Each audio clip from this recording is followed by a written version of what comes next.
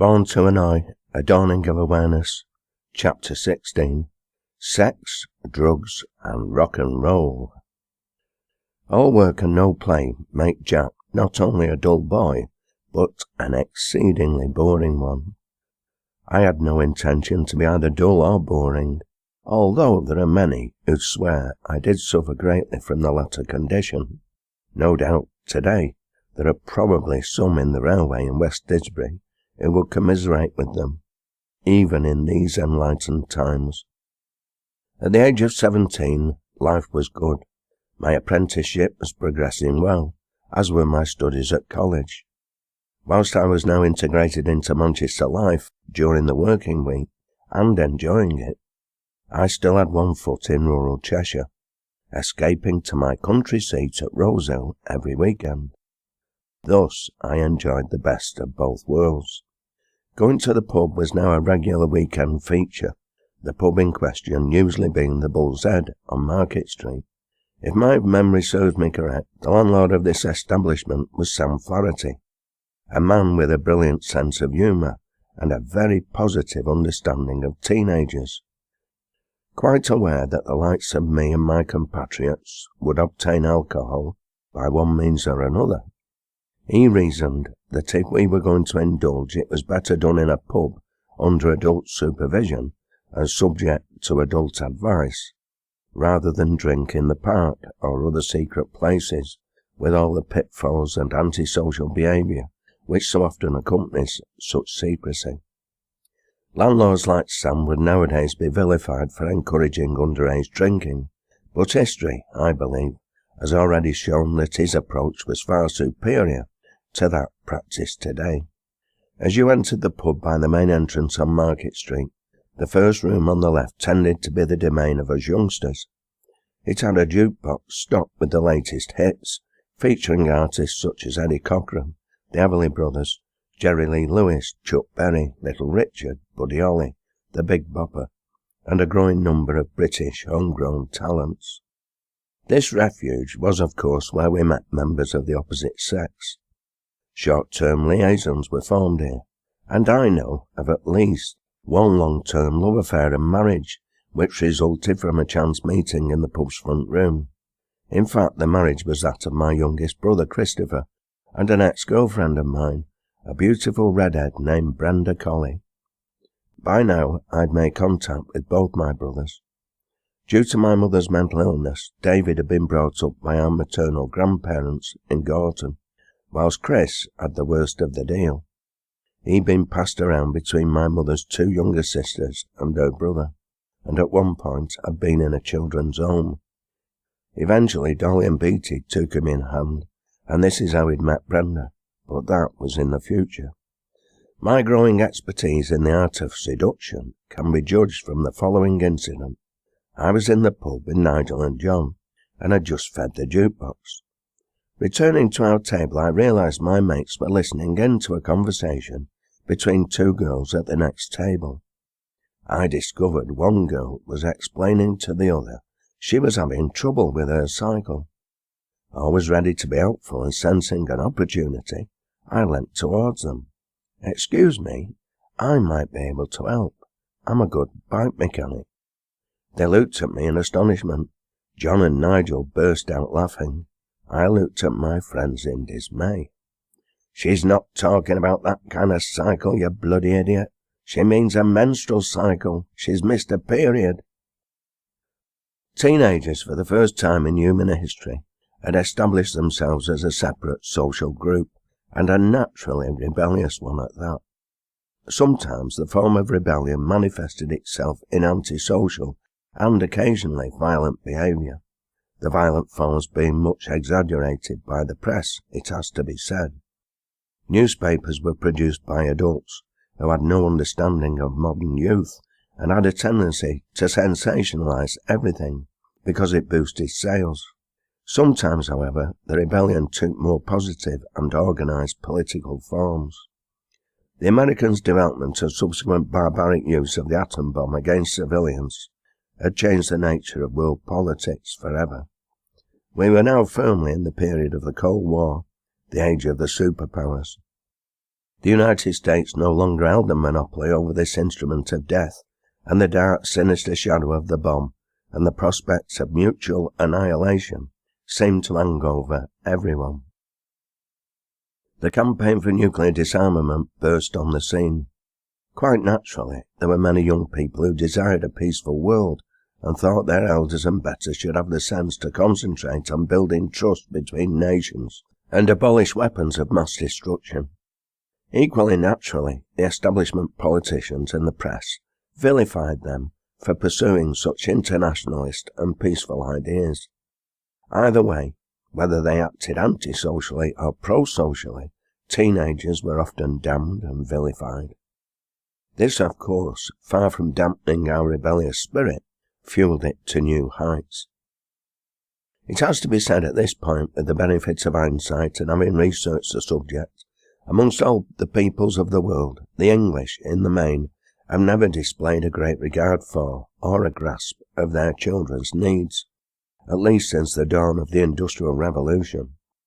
The ruling classes set the standard in this regard, which is of course their God-given duty, as they were born to govern, to set an example and provide a lead. They, more often than not, simply refused to bring up their own children. From the moment their breastfeeding was put out to a wet nurse, parents kept their offspring at arm's length, and as soon as they were 7 years of age, many of the male children were sent to preparatory school as boarders, and then on to public school. From there they progressed to university or Sandhurst, a career as an officer and gentleman in the military, traditionally having been the upper-class equivalent of life on the dole, the alternatives having been a career in government via the House of Lords or the Church. The children of the working classes, on the other hand, both boys and girls, were merely fodder to fuel the mills and manufactories of the capitalist middle class. In addition, the vast regiments of unwanted children, who couldn't be found places as unpaid indentured labour in the mills, were exported to the colonies. Yes, dear reader, I hear your voice of protest accusing me of suddenly moving back in time well beyond the year of 1961. But you are not quite correct, I am sorry to say. By then the rich may have ceased using wet nurses, but they still sent their kids to boarding and public schools, as they tend to do today. It could be that the outrageous, destructive and loutish behaviour of the notorious Oxford gang known as the Bullingdon Club, when our current Prime Minister, David Cameron, and the current Mayor of London, Boris Johnson, were members, could have been a direct result of this rather disgusting form of parental neglect. On the other hand, it might simply have been a result of peer group pressure, or even that the gang had been infiltrated by drug dealers and other criminal elements. I dare say we will never know the real truth. As for the thousands of unwanted children exported to Australia, often snatched from parents deemed inadequate, or because, horror of horrors, they were unmarried mothers, the practice only ended in 1967.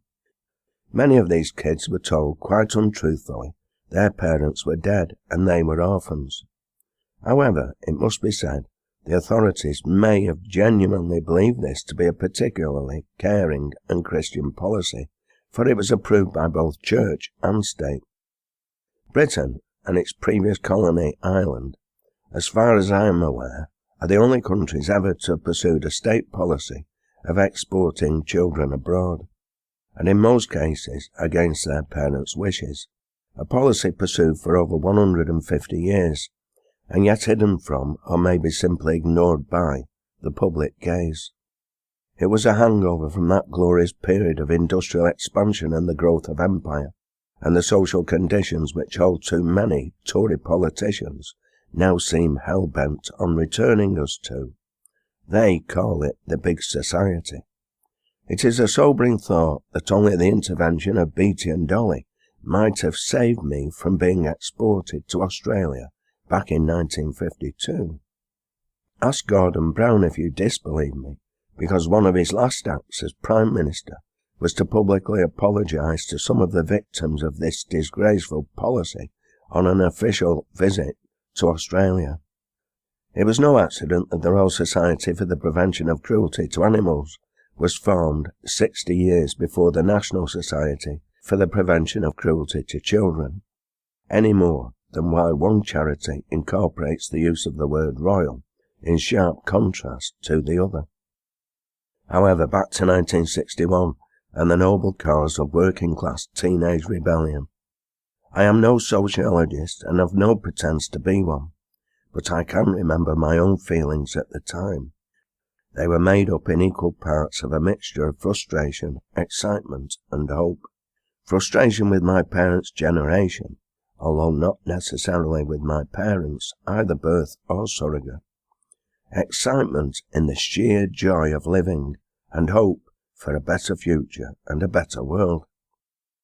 My father and his father had lived through 2 world wars, with the slump and the hungry 30s, mass unemployment and the demeaning means test thrown in for good measure. Both had been born before the winning of universal adult suffrage. It was no surprise, therefore, that such as they should view the post-war years in a completely different way than my generation. For the first time in my dad's life, he enjoyed full employment. The first majority Labour government, elected immediately after the war, had fulfilled some of its key election pledges, in particular the introduction of the National Health Service, the ending of means testing, and the introduction of the family allowance. These advances supplemented the Butler Education Act of 1944, a major step forward in the provision of state education, although the system still required reform to make it more democratic. Even the Tory governments that had followed Attlee seemed to have accepted the post-war consensus and seemed committed to both the welfare state and full employment. To Dad, the Britain of the 1950s and 1960s must have seemed paradise compared with what had gone on before. On the other hand, my generation had enjoyed the benefits of the welfare state for all or most of our young lives. Few of us had any memories of the war and its challenges. We viewed the status quo as the norm, and quite frankly, we found it wanting. We had jobs, but our pay was by no means sufficient, and there was a growing awareness of exploitation and inequality, both at home and abroad. Our government, now headed by Harold Macmillan, comprised ex-public schoolboys and ageing aristocrats, for whom the opening of the grouse shooting season all too often seemed to be the highlight of the year. They seemed out of touch with us and out of touch with the world in general. We wanted change, fundamental democratic change, and we wanted it now. Not tomorrow, let alone the day after, but right here and now. And the background to all our demands and frustrated impatience was the international language of music, and in particular that part of it comprising rock and roll, jazz and folk. Thus the post-war period was a period of flux. A widening gap between the generations existed, and it was growing rapidly.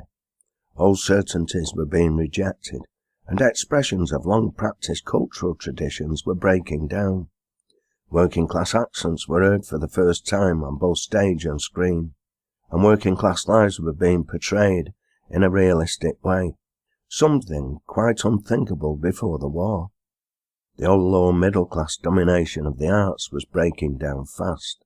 This was the era of Love on the Dole, A Taste of Honey, Saturday Night and Sunday Morning, and a host of other dramas portraying working-class life in a realistic way. Above all, it was the era of a new and vibrant, and it must be said rather innocent, youth culture. The favoured drugs of the time were alcohol and tobacco, although other drugs were about to burst upon the scene.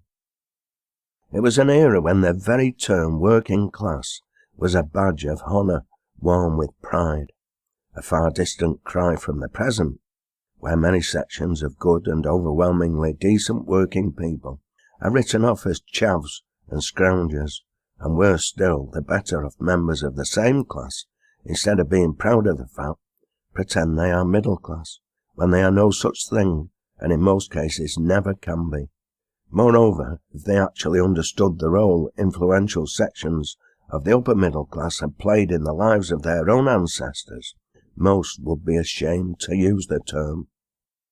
My generation of working-class youth was without doubt in a state of rebellion, but it didn't arise so much from a rejection of our parents' standards or aspirations, but rather as a result of what we saw as their complacency and inaction, their acceptance of the status quo. In the flush of our youthful zeal, we didn't take into account the fact that they and their parents had suffered all kinds of privations and had had to fight hard for the many advances they had achieved for us. Nonetheless, the struggle against injustice still hadn't been won, and many young people were increasingly aware of the need to take up the cudgels once more. Fortunately, our much maligned parents had provided a sound base from which to carry that struggle forward. Full employment, a strong, experienced and growing trade union and labour movement, C&D, and a whole host of other organisations through which we could channel our energies in a positive and meaningful way. I write this in 2011, in the immediate aftermath of the riots in London, Birmingham, Liverpool and Manchester.